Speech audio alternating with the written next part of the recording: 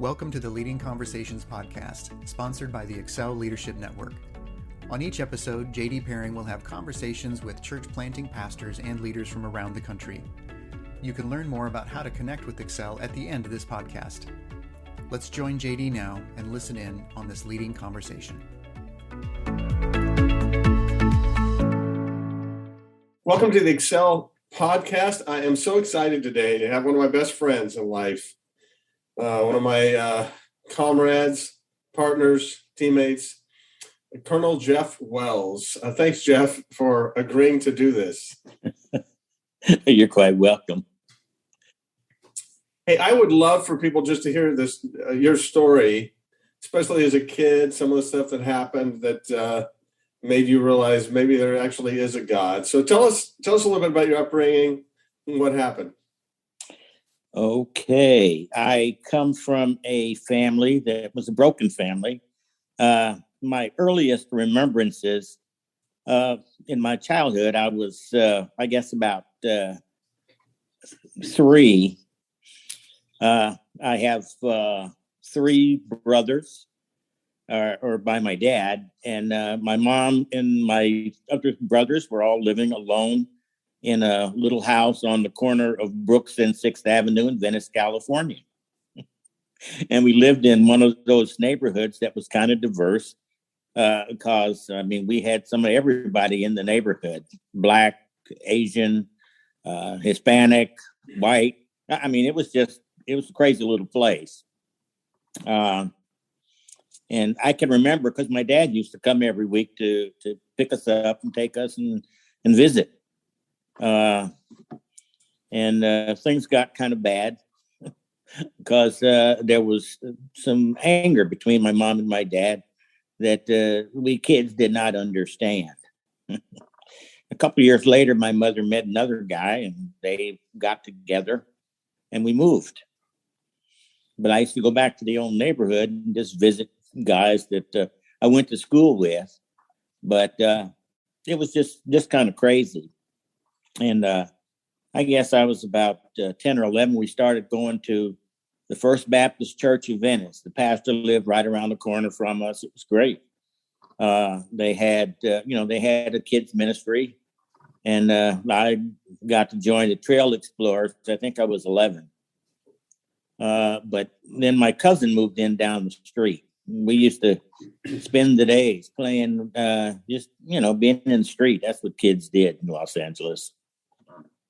And my mother always chided us about throwing rocks and shooting slingshots.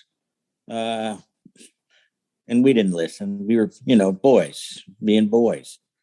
And one afternoon, I walked out on my back porch, and my cousin was downstairs trying to shoot me with a slingshot. And I told him, you couldn't hit the broadside of a barn. And then he hit me square in my left eye with a little round berry. And all I could see was red. I knew I was in trouble because my mother was going to be home shortly.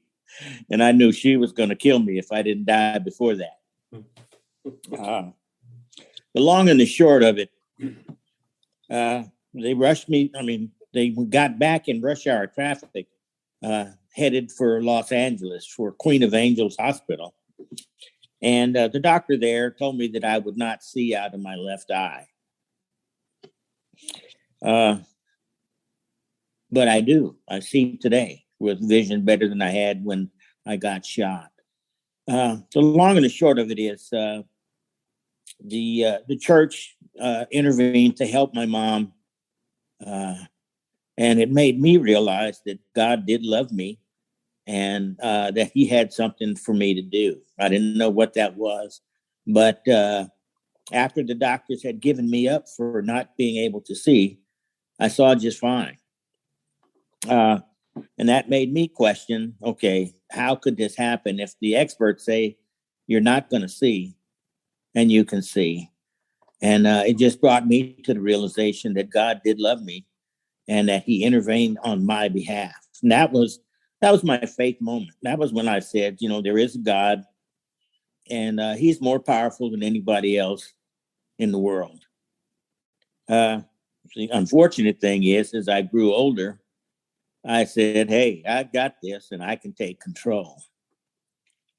So, and I guess I had some gifts I didn't really know about. I wasn't the dumb You were a kind. gifted athlete, right? You were yeah, pretty fast runner. I was a very fast runner. I ran from the track coach for a while, and then one day he caught me with a friend, and the next thing is history. In high school, the guy used to watch me run every day, and he says, "You're going to be on the track team." I said, "No, I'm not." But he was smarter than I was, because he switched me from fourth period gym to sixth period gym and told me if I didn't run, that I would fail PE. I said, no. I said, nobody in the world can fail PE. He said, well, if you don't run, you will. From there, I met another guy who became a significant guy in my life. Ted Banks was my coach in college. I avoided him for a while, but then he caught me. And I ran track in college. And I was pretty good, but I wasn't anything really to speak about. I ran with Lee Evans.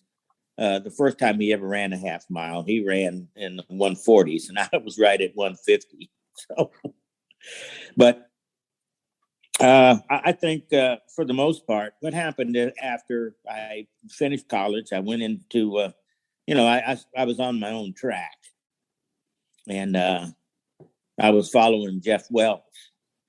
And I wasn't following God.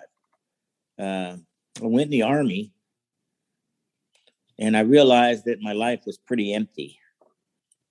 And it wasn't until 1980, I guess it was 84, I went to enjoy the best year of my life at Fort Leavenworth, Kansas.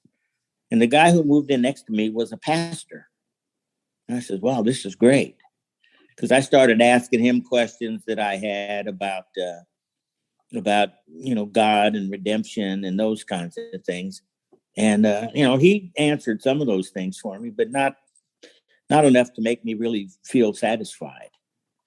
I ended up leaving the Army, and then one day I got a postcard in the mail. I had moved in here in Elk Grove, and there was some church, Discovery, was meeting in a theater.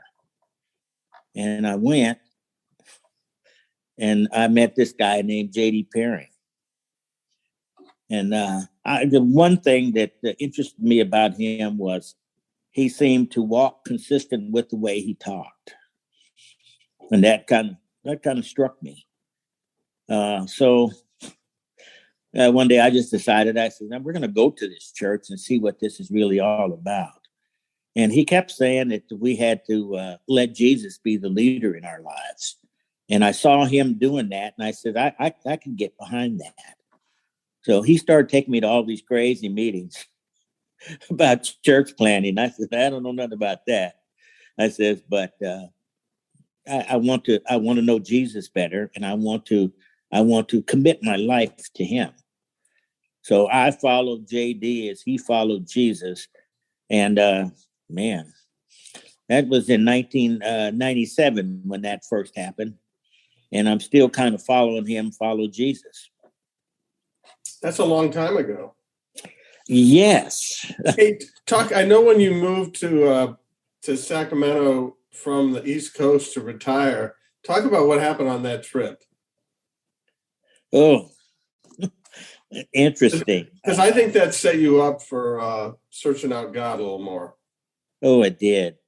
Well, I mean, we had traveled around the world, and my wife had collected trinkets from all over the world.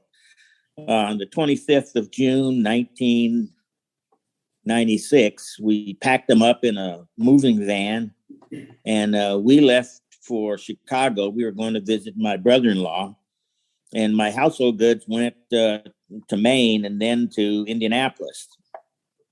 Well, our paths crossed on, I think it was the 8th of July in Chicago.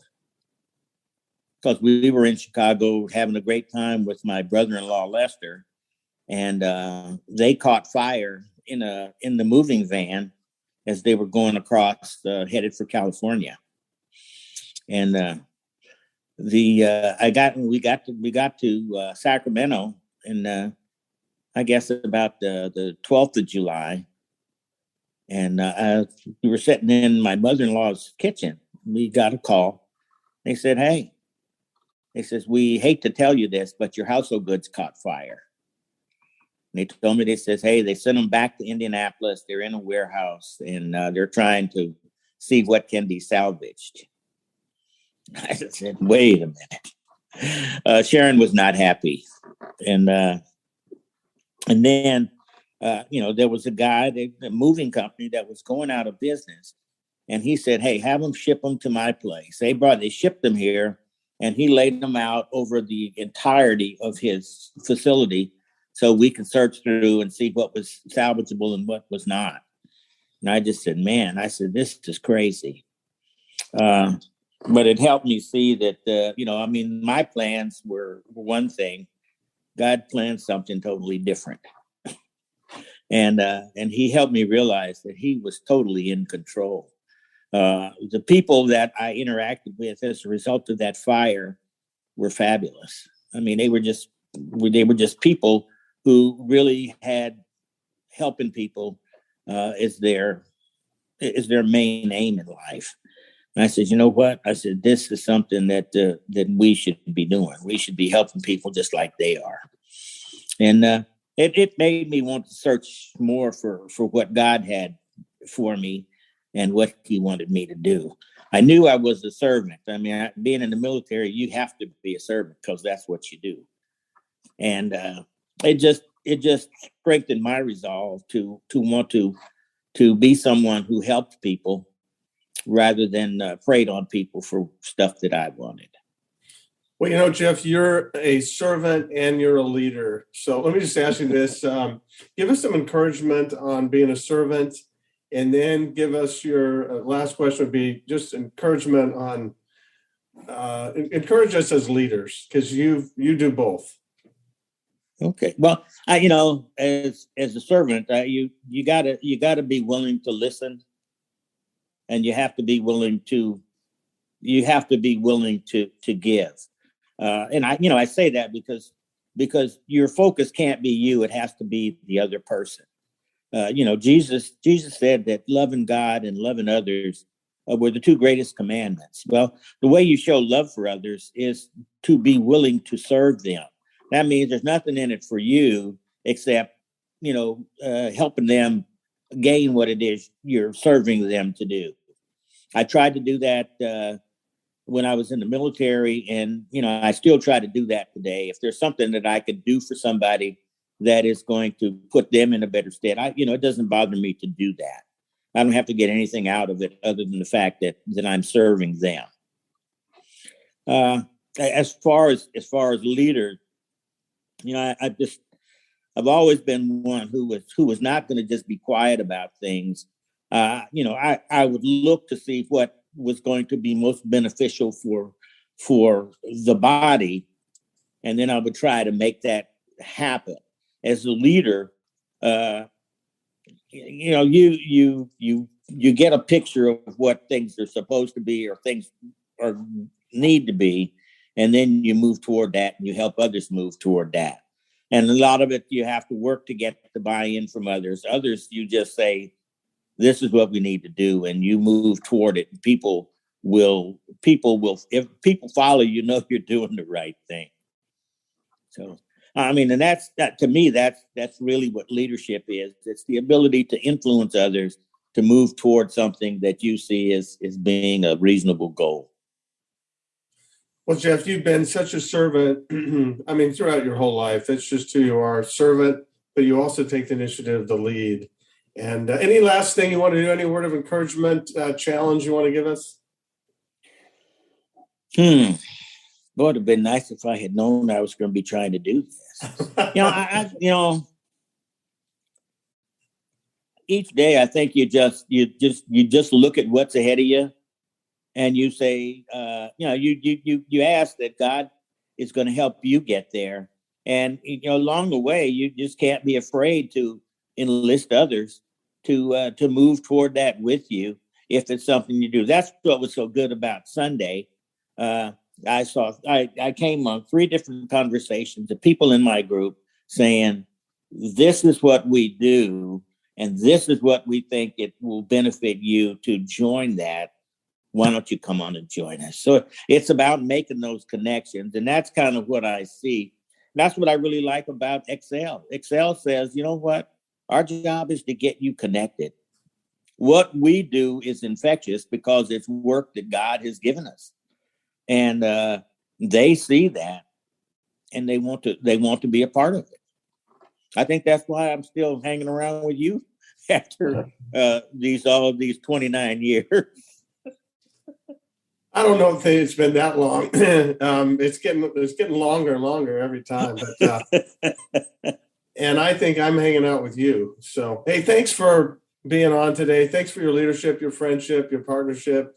You've meant so much to me, and I'm looking forward to many more years serving together. Thanks for being with us.